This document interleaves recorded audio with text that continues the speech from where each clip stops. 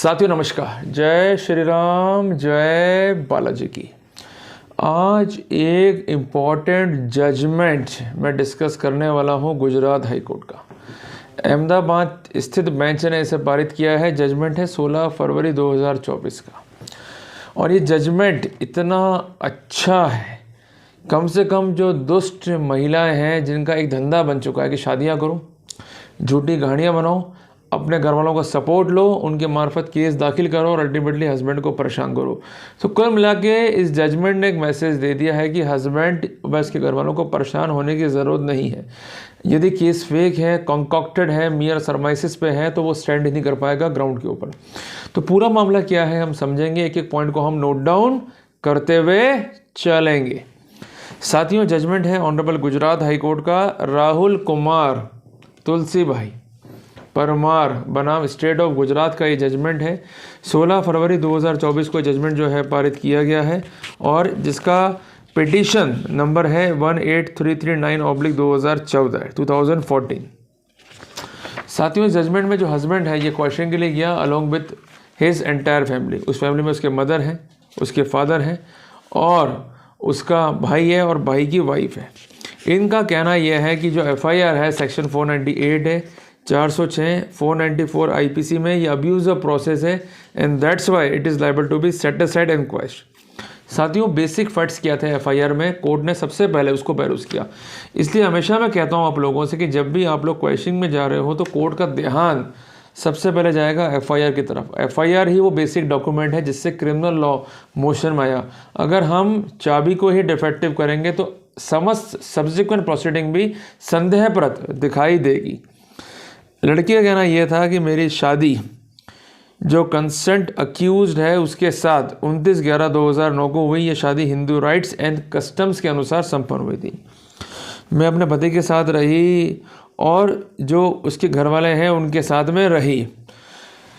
साथियों, लड़की का कहना यह था कि वो अपनी शादी रजिस्टर्ड करवाना चाहती थी और उसने सबमिशन दिया कि जो लड़का है और उसके घर वाले हैं उन्होंने इस और कोई रुचि नहीं दिखाई और ना ही इस और कोई कदम उठाए। उसका ये भी कहना है कि ये लोग उसे उसकी एजुकेशनल क्वालिफिकेशन को लेकर टॉन्ट करते थे और उस पर एक दबाव था कि वो गवर्नमेंट जॉब के लिए ट्राई करे, जिस कारण से उसे फिज़िकली और मेंटली जो है हैरेस किया गया। अल्टीमेटली उसे उसके पीयर छोड़ दिया गया कि वो अपनी स्टडीज़ को परस्यू करे, स्टडीज़ करके गवर्नमेंट जॉब जो है ऑब्टेन करे। और उसका ये भी आरोप था कि इन द मीनवाइल हस्बैंड आता था, उसके साथ शारीरिक संबंध बनाता था और जब वाइफ ये कहती थी कि उसे मैरिज रजिस्टर्ड करानी तो उसने साफ साफ मना कर दिया। जब ये बात उसने अपने घर वालों से बताई तो उन्होंने इस और बातचीत करी पर इसका कोई प्रभाव लड़की पर नहीं पड़ा और उसका ये भी कहना था कि जिस कारण से मैंने संबंध बनाने से मना कर दिया और अल्टीमेटली तंग परेशान होकर मैंने एफआईआर दर्ज करा दी। अब जरा इस एफआईआर को पढ़ो, इसमें क्या एलिगेशन आपको दिखाई देते हैं, नथिंग इज देयर। पर बड़ी दुख की बात है कि कुछ पुलिस वाले ऐसी एफआईआर पर कार्रवाई करते हुए लड़के पक्ष को परेशान करते हैं। मैं आपको एक बात जो है स्पष्ट करना चाहता हूं कि क्रिमिनल लॉ का एक बेसिक असूल है कि every allegation is required to be proved beyond reasonable doubt by the prosecution, जिस कारण 101 इंडियन एविडेंस एक्ट का पिक्चर में है। पर आप लोग वर्कआउट नहीं करते हो। मैं बार बार कह रहा हूँ वर्कआउट किया करो। जो पुलिस वाले आपको सम्मन्स करते हैं, आपके पास कानून हथियार है एंटी करप्शन के 166 आईपीसी का, सीसीए रूल्स का। आप क्यों नहीं उनको लीगल नोटिस देना चाहते हो ये पूछने के लिए कि आप किस बेसिस पे कार्रवाई कर रहे हो। आज आप कार्रवाई नहीं करते हो जिसका परिणाम क्या होता है कि भैया साइड में आ जाना, सेटिंग बैठा लो, कुछ रुपए हैं क्या। तो ये गंदगी तब तक रहेगी जब तक आप कमज़ोर रहोगे। अगर आप लड़ना सीख गए, बात करना सीख गए तो घबराने की ज़रूरत नहीं है। लीगल नोटिस से बात करना सीखो। वो लोग सिर्फ पुलिस में, उन्हें कानून नहीं आता है, उन्हें कानून हम सिखाएंगे और हम बताएंगे भाई ये कानून है, ये कानून की पोजीशन है, इन्वेस्टिगेशन कैसे करनी है, उसके बेसिक प्रिंसिपल्स क्या हैं, यहाँ तक भी आप जाकर उन्हें इनलाइटन कर सकते हैं। वो नहीं सुनते हैं, कोर्ट जाइए और कोर्ट में जाकर अपनी बात को रखिए। आप लोग अवॉइड करते हैं, कौन फाइल करे, अरे देखा जाएगा, अरे मरने दो, अरे लड़ेंगे तो दिक्कत हो जाएगी, पुलिस हमको मार डालेगी। ये ही आपकी कमजोरियां, ये ही आपकी स्थितियां आपको गुलाम बनने पे जो है मजबूर करती है।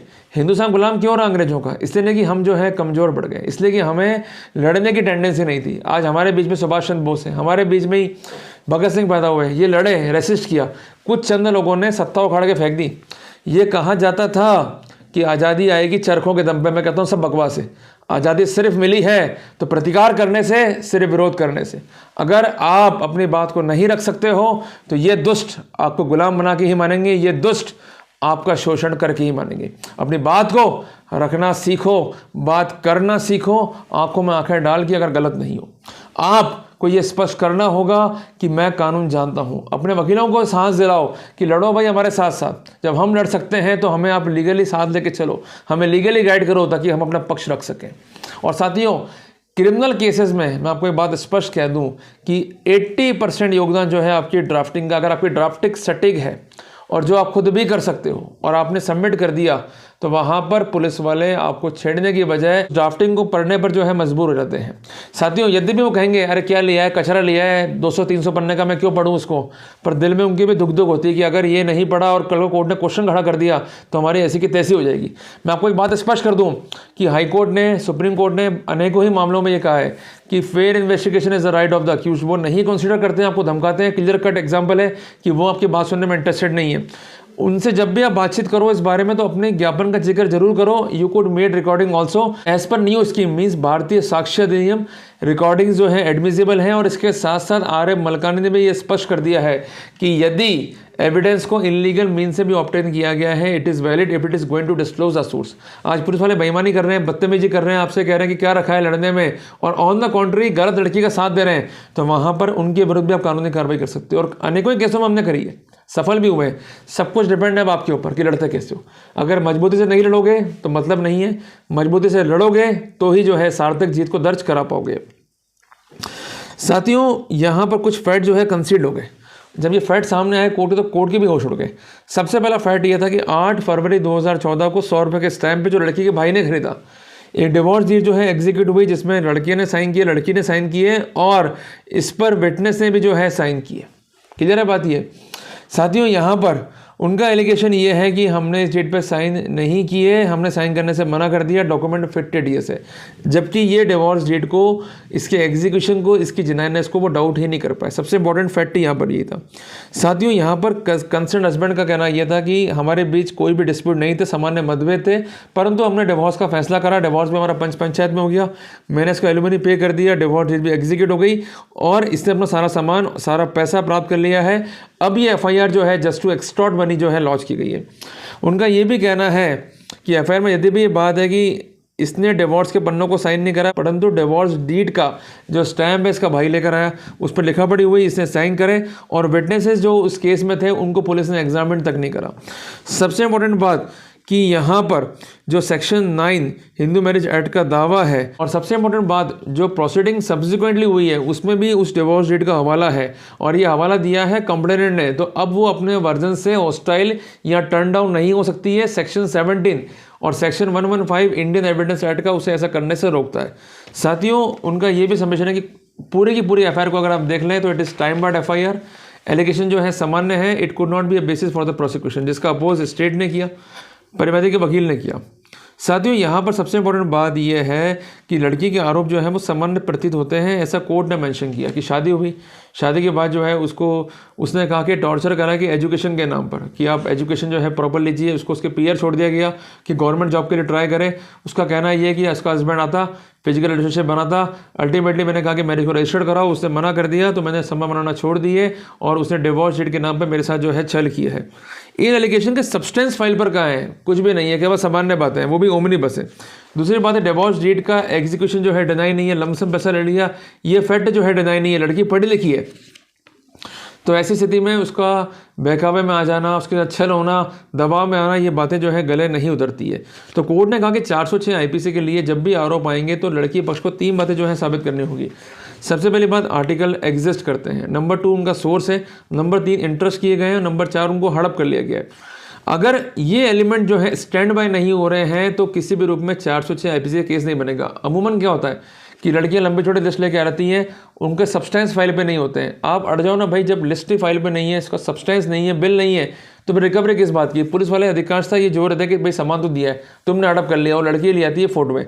सबसे इंपॉर्टेंट बात, उन फोटोओं का बेसिस किया है। और दूसरी इंपॉर्टेंट बात, शादी में जो भी सामान दिया है एज अ कस्टम, वो सामान किसी भी रूप में डावरी की कैटेगरी में नहीं आएगा, और बाद में क्या सामान दिया उसका कोई लिस्ट ही नहीं होता है। तो कहने की बात यह है कि सामान्य आरोप पर अगर पुलिस कार्रवाई कर रही है तो आप भी उनको नोटिस देके उनको उनके लिमिट जो है दिखा सकते हो। और ये कांपते हैं, ये मांग के चलेगा, है तो इंसान, यूँ तो है नहीं कि मंगल ग्रह से आकर इन्वेस्टिगेशन कर रहे हैं। ये भी डरते हैं क्योंकि ये सही नहीं है। इनको मालूम है कि हम सिर्फ दबाव बना सकते हैं, हम अपने स्टार मूवमेंट का जलवा दिखा के लड़के को परेशान कर सकते हैं, बट अंतों जब लॉ पिक्चर में आता है तो ये मैदान छोड़ के भाग देते हैं। फिर लड़की को गाइड करते रहते हैं कि भाई तू छोड़ यार, तेरा सामान जो आना वो तो आ ही गया। पर जहाँ लड़के वाले झुक जाते हैं, उनके वकील झुक जाते हैं, वहाँ इनके मंसूबे जो है मजबूत हो जाते हैं। जहाँ तक बात 498 की है तो एलिगेशन इस तरह के होने चाहिए कि डाउरी के लिए अरेस्ट किया गया हो, पढ़ाई के लिए घर भेज दिया, हस्बैंड आ गया, फिजिकल रिलेशनशिप बना के चला गया, शादी के रजिस्ट्रेशन के लिए कहा गया, लड़के ने मना कर दिया या कोई स्टेप नहीं दिखाया, तो it is not a cruelty, ये सामान्य आरोप है। तो कुल मिला के mere atrocity, mere cruelty, mere agony can not be a basis for the criminal prosecution. तो कोर्ट ने अंतोगत्वा जो एफआईआर थी उसको जो है निरस्त कर दिया, और यहाँ पर जो भी एलिगेशन थे कोर्ट ने उसको फिट नहीं माना फॉर द प्रोसिक्यूशन। तो मेरा यह निवेदन आप सबसे है कि ये फैसला जो है हमें सिखाता है 4 बातें। सबसे पहली बात, सामान्य आरोप जो है प्रोसिक्यूशन का आधार नहीं हो सकता है। दूसरी बात, जो भी एलिगेशन लड़की लेके चल रही है उसका प्रॉपर जो है प्रतिकार आप करना सीखो। तीसरी बात है, मेमोरेंडम पे जोर दो, पुलिस गलत जांच कर रही है, उनको लीगल नोटिस देना सीखो। और चौथी बात है कि लड़की वाले भी परेशान कर रहे हैं तो उन पर भी आप काउंटर अटैक करो। आप डिफेमेशन में, एक्सटॉर्शन में जाकर जो है वर्कआउट कर सकते हो। और काउंटर अटैक का मतलब ये नहीं कि हम अपनी ईगो सेटिस्फाई कर रहे हैं, हमको तंग कर रहे हैं। हम लड़ाई लड़ रहे हैं अपने स्वाभिमान की, हम लड़ाई लड़ रहे हैं अपने पुरुषार्थ की। वो गलत कर रहे हैं, हम चुपचाप बैठे तो मतलब ही क्या है। आज हनुमान जी लंका में गए थे, रावण ने पूंछ मार लगा दी तो हनुमान जी ने पूरी लंका को जला दिया। तो कहने की बात यह है कि आज हम सम्मान करेंगे, हम उनको रेस्पेक्ट देंगे। अगर हमारी पूंछ मार लगाओगे तो तुम्हारी लंका को फूकने में, उसका दहन करने में हम कोई कमी नहीं छोड़ेंगे। तो कहने की बात यह है कि मजबूत रहो, मजबूत इरादों के साथ जीवन जियो तो सफल हो, अदरवाइज हर समय हर जगह आपका ही शोषण होता रहेगा। तो साथियों, जल्दी मिलते हैं एक नए टॉपिक के साथ। टिल देन, जय हिंद, जय भारत।